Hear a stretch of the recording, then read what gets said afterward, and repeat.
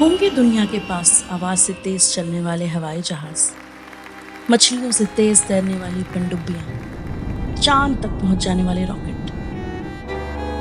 लेकिन मेरी मां को नहीं मालूम।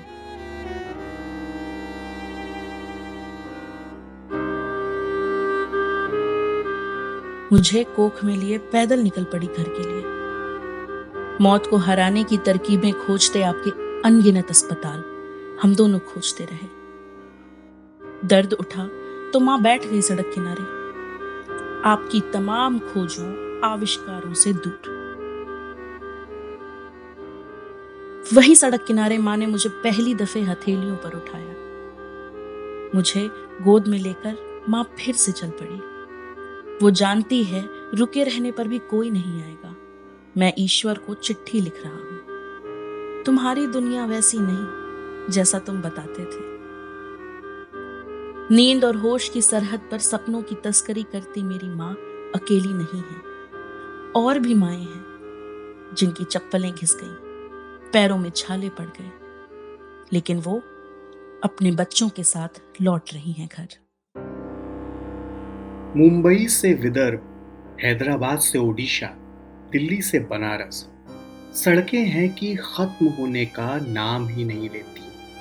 अपने अपने गांवों, कस्बों से जब थाली, हाथ वाले पंखे और बक्से लेकर चली थीं ये माएं, तो सड़कें और पटरियां इतनी लंबी नहीं थीं क्या? धीरे धीरे आगे बढ़ रही इन औरतों के पांव भारी हैं। रोटी हाथ में हो तो हवा से हल्की, और ना हो तो सारी धरती से भारी होती है। पांव में उन्हीं गायब हो चुकी रोटियों का भार लिए ये माएं कब तक चलती रहेंगी? इंसान ने बना ली हैं वो घड़ियां जो मापती हैं कदम, संगमरमर पे चलते, मशीन पर भागते पैर।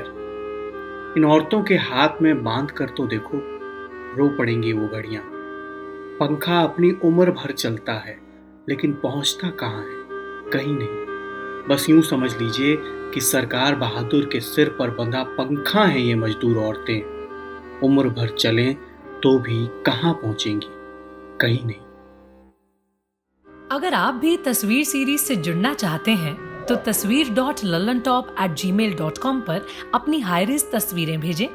तस्वीरों के साथ चाहें तो अपने लिखे शब्द या कोई कविता भी भेज सकते हैं। आपकी भेजी गई तस्वीरों की थीम कॉमन होगी तो उसके तस्वीर में दिखने की संभावना अधिक होगी।